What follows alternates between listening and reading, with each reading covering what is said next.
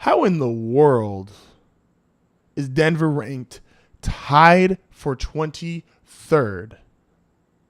Tied for 23rd.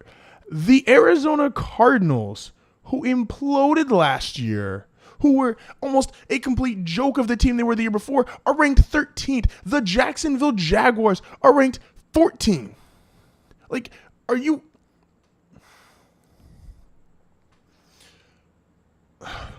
Give me a minute. This makes no sense. Like, tell me, what did I just say about the Atlanta Falcons? The Atlanta Falcons are ranked number 1, meaning they were, according to this, the best team in the league. The best team in football because they have the best offense and they have an up-and-coming defense. Well, what's Denver have? Statistically, no. But they've been a top 5 defense the last 2 years, and if you went player for player, they absolutely have the number 1 defense in the league. They have the best secondary in the league. They have the best set of linebackers in the league. They have the best defensive player in the league. Like, even if you want to count their defensive line, which has Derek Wolfe and then rotating players, the rotating players still produced better numbers than other teams' rotating players. You have Von Miller, Shane Ray, Shaq Barrett as pass rushers. You have a dude, Shaq Barrett could start for almost any other team. And he's basically a third down or a, hey, we need a break pass rusher. Brandon Marshall in the middle, who is one of the best, by Pro Football Focus, is one of the 10 best linebackers in the league, gets no credit for it. You have Pro Football Focus number 1 and number 2 ranked cornerbacks, despite how they get ranked on NFL Top 100. You have the best passing defense the last 3 years in football. So the defense, it's not even up for debate. I don't care what the Houston Texans did statistically. Oh, statistically, they're number 1. I don't give a damn. Denver has a better defense, still top 5 statistically, and a better defense player for player for player, pound for pound. So match Atlanta's offense, which is the best offense in the league, with Denver's defense, you get a draw.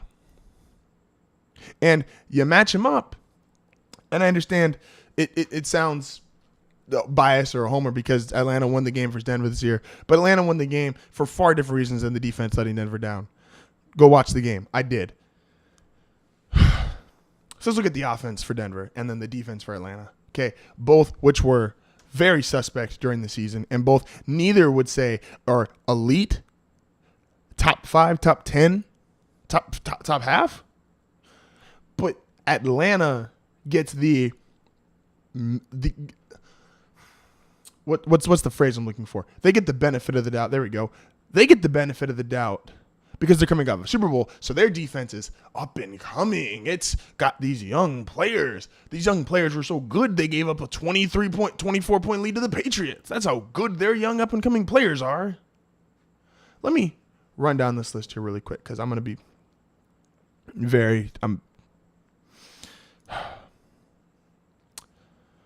the Denver Broncos offense is Trevor Siemian, Paxton Lynch. Okay.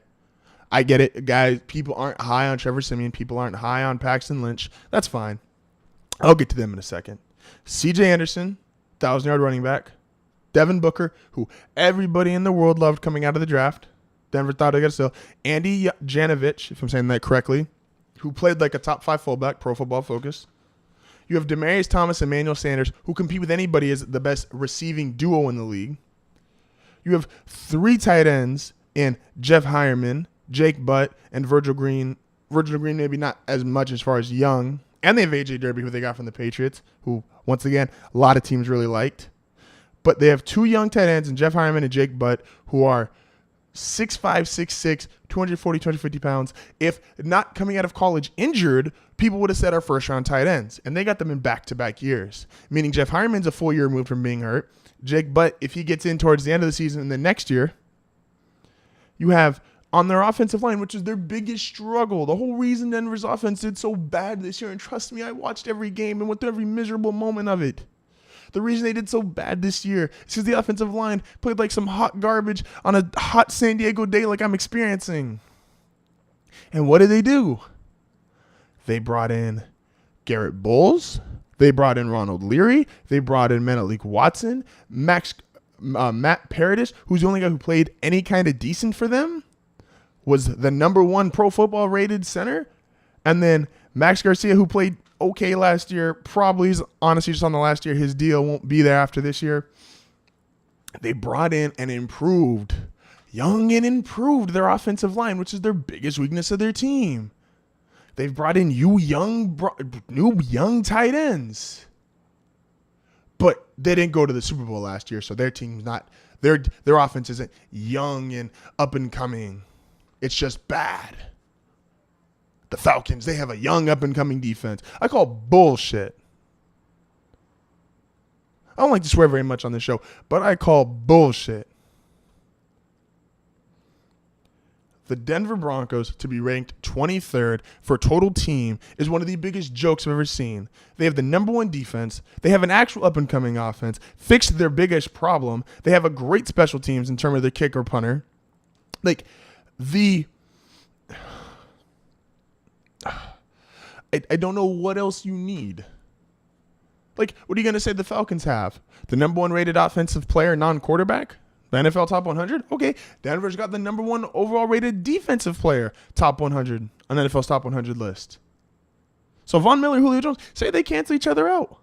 The next best players on Denver's defense are better than the next best players on Atlanta's offense. Aqib Talib, Chris Harris. You're going to take Mohamed Sanu? You're going to take, I can't think of his name, but the guy they got from Taylor Gabriel, the guy they got from Cleveland? You're going to take their tight ends? No. Denver has bigger names. They have better players. They're better than 20. And look who they're ranked with. This is really what got me off too. The Detroit Lions, who had to come back in every single game, proving Matt Stafford had to deal with inferior talent. The Cincinnati Bengals, who I'm not even going to go into. I think the Bengals are one of the most overrated teams we've had in a while. The Ravens. What the hell have the Ravens done since they won a Super Bowl? The Redskins. Are you kidding me? No.